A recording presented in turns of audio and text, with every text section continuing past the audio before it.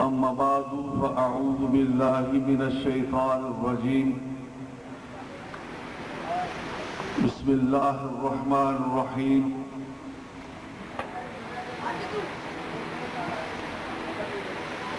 وما أرسلناك إلا رحمة للعالمين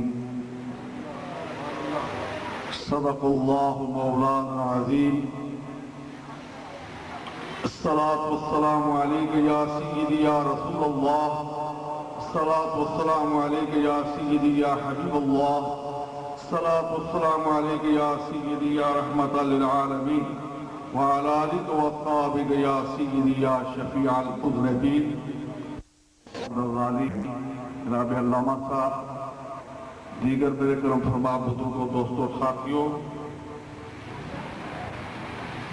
آج کی یہ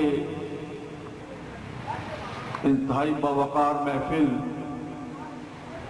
جو محفل نعت نبی مکرم نور مجسم صلی اللہ علیہ وسلم سے موسوم ہے، اپنے اختتام کو پہنچی۔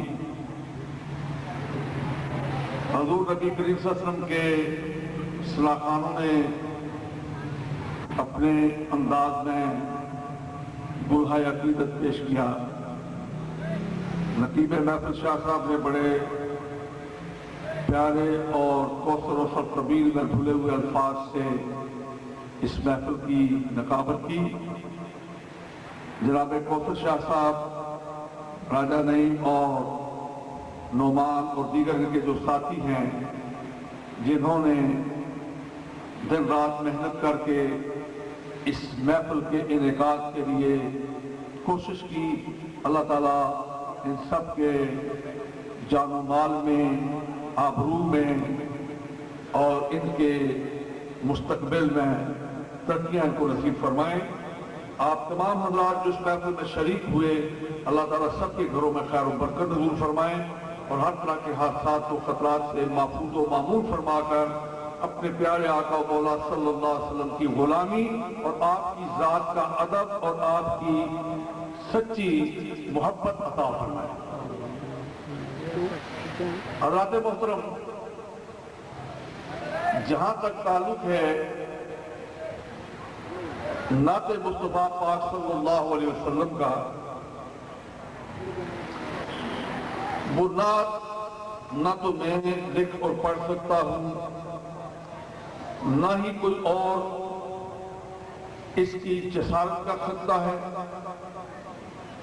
ما ان مدحت محمدًا بمقالتی لیکن مدحت مقالتی بمحمدی۔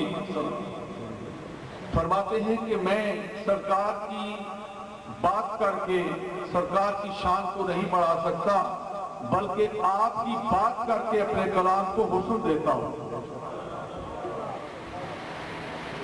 وہ میں نے اپنے نظریہ کلام میں لکھا ہے کہ خضر و موسیٰ کی باتیں بھی پر لطف ہیں، خضر و موسیٰ کی باتیں بھی پر لطف ہیں، پر بات ان کی چلی تو مزہ ہو گیا۔ ہم اہل سنت و جماعت کی یہ جان ہے، سرکار کی نعت سننا، پڑھنا، لکھنا، یہ اہل سنت کا ایمان ہے۔ اور نعت مصطفیٰ پاک صلی اللہ علیہ وسلم، یہ پورے کا پورا قرآن جو ہے، یہ سارے کا سارا سرکار کی نعت سے بڑا ہوا ہے۔ سیدہ ام المومنین عائشہ صدیقہ رضی اللہ تعالیٰ سے جب پوچھا گیا کہ حضور کی کوئی بات ہمیں سنائے، فرمایا اس ذات کی بات میں کیا کروں، کانا خلقہ القرآن، یہ سارے کا سارا قرآن جس کی ایک صفت خلق سے بڑا ہوا ہے۔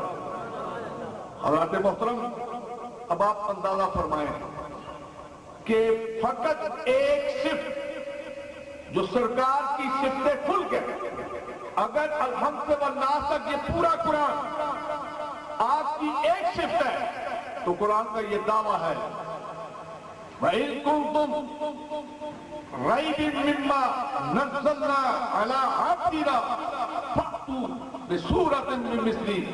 اے دنیا میں بسنے والوں، ایک بڑے بڑے فصحاء و بلغاء، اگر تمہیں اس قرآن کے بارے میں ذرا سا شک ہے تو اس کی مثل ایک سورت ہی لے آؤ۔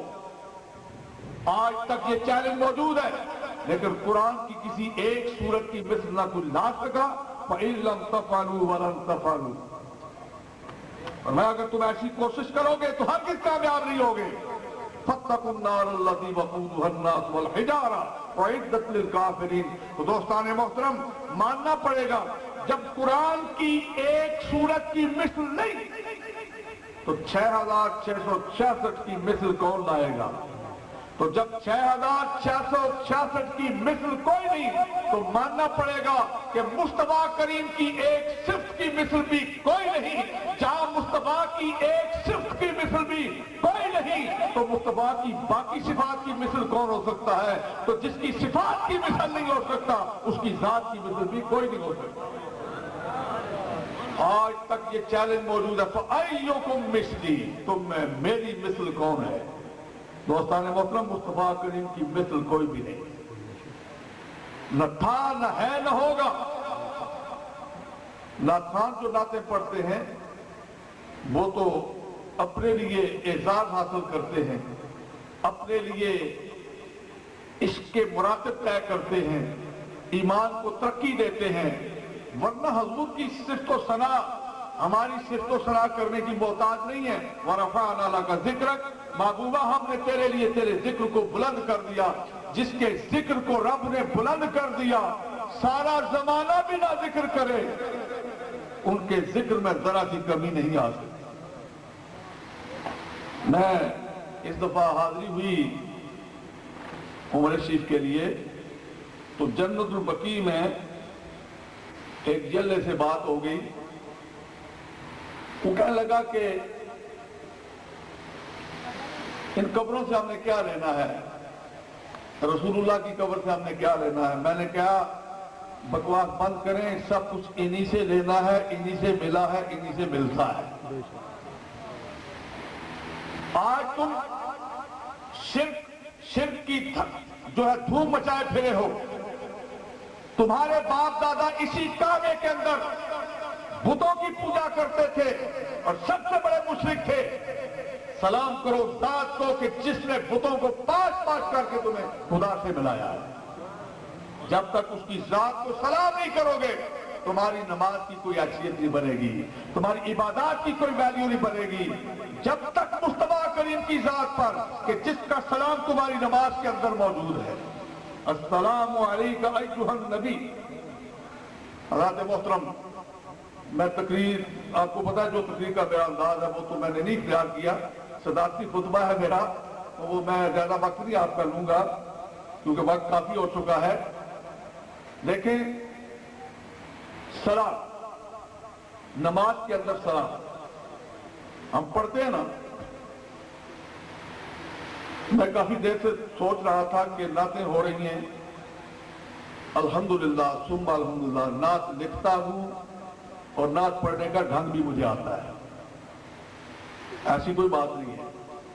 یہ الگ بات ہے کہ نعتخوانوں کو دعوت بھی دے دیتے ہیں، سبحان اللہ ماشاءاللہ بھی کہتے ہیں، اور جب تقریر کا وقت آتا ہے تو نعتخوان کوئی نظر نہیں آتا کیونکہ میں تقریر سننے کی عادت نہیں ہے۔ یہ بات ستم ہے اہل سنت پر، میں اگلے دن کوشش شاہ صاحب سے یہی ہے، مجھے نفرت ہے یہ کمرشل ٹائپ کے جو دوست ہوتے ہیں، میں پسند نہیں کرتا۔ نعتخوانی پسند ہے، نعت لکھتا بھی ہوں، نعت پڑھتا بھی ہوں، اور نعت پڑھنے کا اچھا ڈھنگ بھی مجھے آتا ہے۔ تقریر سننا یہ بہت ضروری ہوتا ہے، اس میں مسائل ہوتے ہیں، اس میں بہت سی باتیں ملتی ہیں۔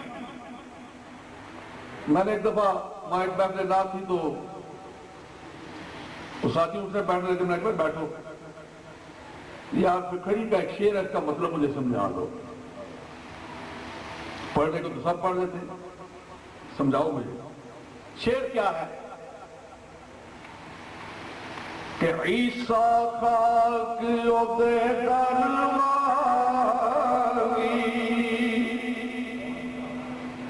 عیسیٰ عہدے دروالی، کن تیمم کردہ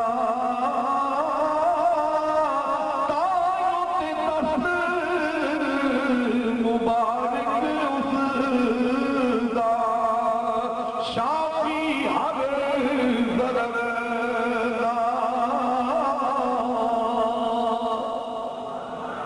کرتے ہیں کہ عیسیٰ علیہ السلام یہ جو فرماتے ہیں وہ احیی الموتیٰ بإذن اللہ، میں اللہ کے حکم سے مردوں کو زندہ کرتا ہوں. وہ فرماتے ہیں وَأُبْرِئُ الْأَكْمَحَ وَالْأَبْرَصَ، معذر ذات اندھوں کو بینا بھی کرتا ہوں، اندھیارا کرتا ہوں، کھول کے مریضوں کو ٹھیک کرتا ہوں. تو میاں صاحب فرماتے ہیں کہ عیسیٰ علیہ السلام کے دست پاک میں یہ تاثیر کہاں سے آئی؟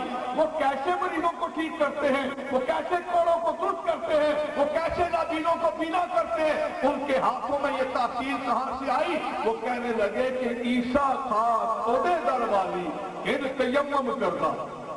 اب سوال یہ پیدا ہوتا ہے، میاں صاحب عارف کھڑی بہت بڑا ولی ہے اور عالم ہے، جاہل فقیر نہیں ہے. آج کل جاہل فقیری کافی چل پڑی ہے. میرا تگا ہو کے دار ہی چلتا ہے ادھر ہی چور کو سبق چولا لال ہے تو چل بھائی نہیں. علم کے بغیر فقر سراسر گمراہی ہے. من تزہد بغیر علم فقط ما کافر و مجنونا. علم بات کرے فقیری کافر مرے دیوانہ ہوں. حضرات محترم میں جو بات کہنے لگا ہوں، آپ سے کھڑی بہت بڑے عالم ہیں، انہوں نے کیا یہ بات افسانے میں لکھ دی ہے یا محض ایک محبت کی بنا پر لکھ دی ہے؟ نہیں. آپ دیکھیں کہ نبی پاک صلی اللہ علیہ وسلم ابھی دنیا میں تشریف لائے نہیں. ابھی سرکار نے اپنا قدم پاک زمین پر رکھا ہی نہیں کہ زمین کے اندر یہ تاثیر پیدا ہو جائے. آج ہم تیمم کر لیں پانی نہ ہونے کی صورت میں تو ہمارا وجود پاک ہو جاتا ہے، لیکن یہ پانی، یہ تیمم کیسے ہوا؟ یہ مٹی کیوں پاک کرتی ہے؟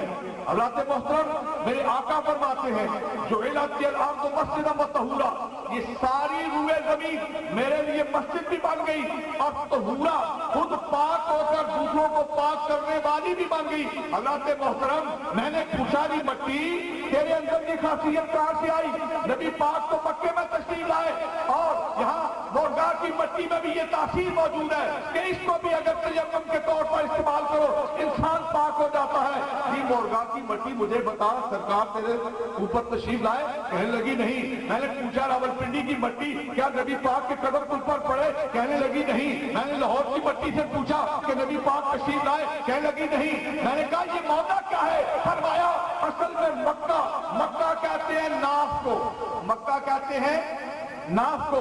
جس طرح یہ ناف وجود کے سینٹر میں واقع ہے، مکہ پوری روئے زمین کے سینٹر میں واقع ہے. اب مرکزی نبی انٹرنیشنل اینڈ یونیورسل پاور، مرکزی نبی نے جب مرکزی مقام پر قدم رکھا اس کے قدم کی لہر جو تھی وہ پوری روئے زمین میں دوڑ گئی. ساری روئے زمین پکار اٹھی کہ میں پاک ہو گئی.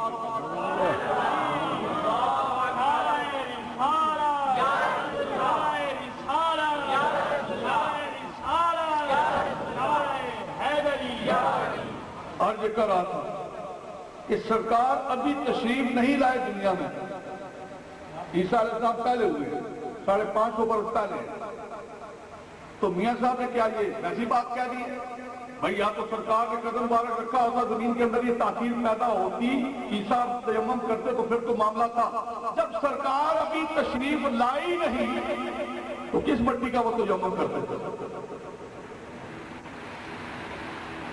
پھر یہ خیال پیدا تو ہو سکتا ہے عیسیٰ علیہ السلام کا گزر ہوا ہو مدینہ طیبہ کی سرزمین سے اور ان کو یہ معلوم ہوا تو وہاں کی مٹی کو اپنے چہرے پہ مان لیا ہو تو یہ تاثیر پیدا ہوگی. تاریخ کہتی ہے کہ عیسیٰ علیہ السلام وہاں آئے بھی نہیں، ان کا نہیں گزر ہوا. تو پھر تو چلیے ذرا اور پیچھے چلو، سینکڑوں برس پیچھے چلو.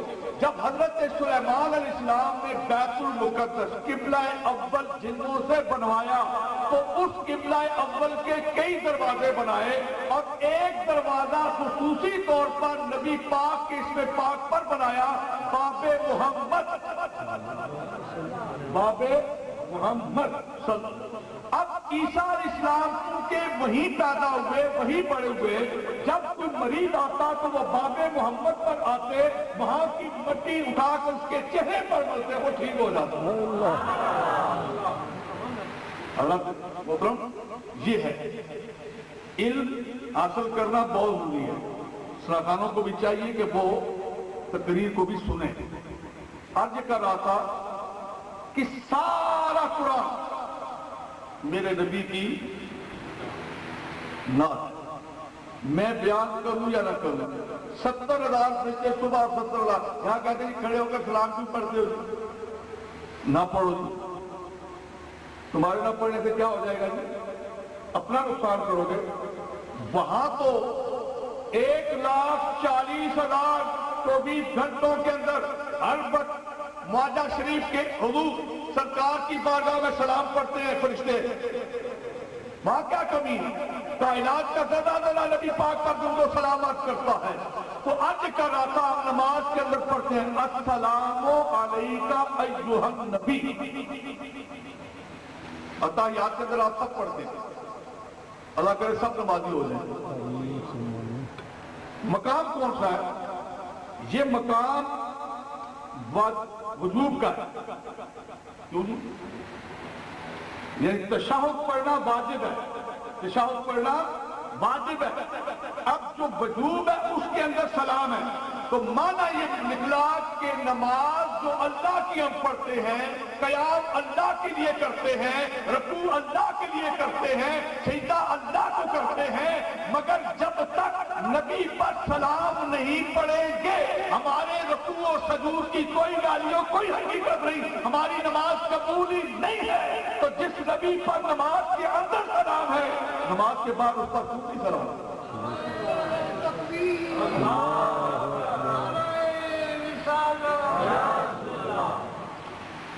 تو دوستان محترم، اس ذات کو سلام کرو کہ جن کے صدقے میں ہمیں ایمان ملا، جن کے صدقے میں قرآن ملا، جن کے صدقے میں اسلام ملا، جس کے صدقے میں مسجدوں کا نور ملا، جس کے صدقے میں قیاموں کا نور ملا، جس کے صدقے میں رکوعوں کا نور ملا، جس کے صدقے میں نشاط اور سجدوں کا نور ملا، جس کے صدقے میں تسبیح و تحلیل و تحمید و تقدیسوں کا نور ملا، جس کے صدقے میں رمضان کا نور ملا، جس کے صدقے میں روزوں کا نور ملا، جس کے صدقے میں کعبے کا نور ملا، جس کے صدقے میں مطاف کا نور ملا، جس کے صدقے میں عرفات کا نور ملا، جس کے صدقے میں مزدلفہ مینا کا نور ملا، اور جس کے صدقے میں جبل نور کا نور ملا، اور جس کے صدقے میں زمزم کا نور ملا، صفا و مروہ کا نور ملا، جس کے صدقے میں یہ پوری کائنات کا نور ملا. اگر وہ نور والا نہ ہوتا تو کچھ بھی نہ ہوتا. نعرہ تکبیر،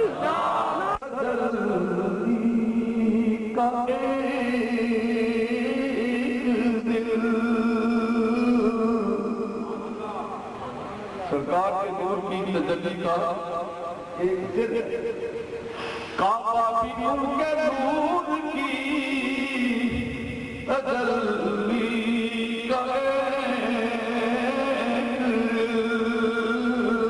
اور روشن انہی کے نور سے پتلی حجر کی ہے. اور فرماتے ہیں ہوتے کہاں حدیث اور بنا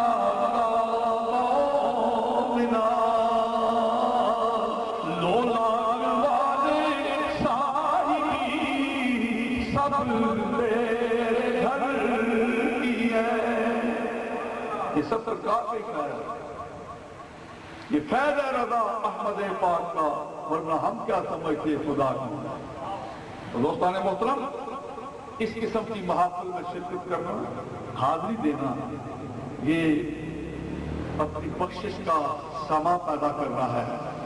اللہ کرے اہل سنت کا بیڑا پار رہے.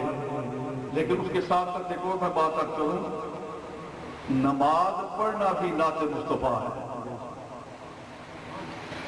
نماز کو پڑھنا بھی، بس یہی بات میں آپ کر کے اپنی بات کو ختم کرتا ہوں. آپ کہیں گے نعت کہتے ہیں جی، تو میں آپ کروں گا کہ رب نے فرمایا اقیموا الصلاۃ، صلاۃ کو قائم کرو. واٹ از دا صلاۃ؟ کیا ہے صلاۃ؟ قرآن مجید میں کوئی اس کی تفسیر نہیں ہے. اب سرکار کی بارگاہ میں آتے ہیں، سرکار تو عالم صاحب کی بارگاہ میں آئے، آپ فرماتے ہیں ایسے پڑھو جیسے میں پڑھتا ہوں. اب سرکار قیام فرماتے ہیں، ہم قیام کرتے ہیں، سرکار نے رکوع فرمایا، رکوع کیا، سجدہ کیا، سجدہ کیا۔ جو ادا سرکار کی ہے، عبادت رب کی ہے، پر ادا مصطفیٰ کی ہے، ادا مصطفیٰ کریم کی ہے۔ میں اسی لیے کہا کرتا ہوں کہ ہم گناہگار ہیں، بدکار کیاکار ہیں۔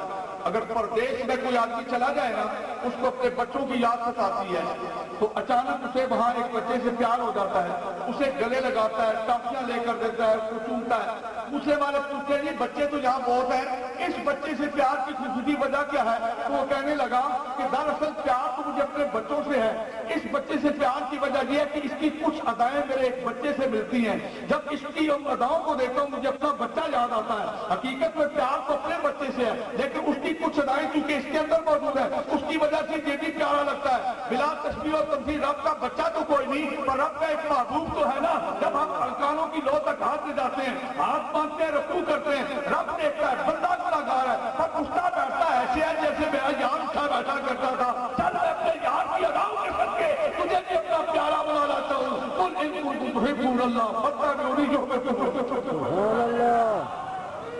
یہ دوستان محترم، نماز پڑھا کرو، اس اعتبار سے پڑھا کرو، سرکار کی محبت کے انداز میں پڑھا کرو کہ میں سرکار کی اداؤں کو اپنا رہا ہوں۔ قبول کرنا اس کا کام ہے، قبول کرنا اس کا کام ہے۔ اللہ کے محترم، میں انہی معلومات پر اپنی بات کو ختم کرتا ہوں، اور اللہ کے تمام ساتھیوں پر رضوانوں پر شاہ صاحب ہیں، دیگر ہیں، اللہ تعالیٰ ان پر اپنا کرم فرمائے اور چاروں برکت فرمائے۔ سلام ہوگا اس کے بعد شاہ صاحب۔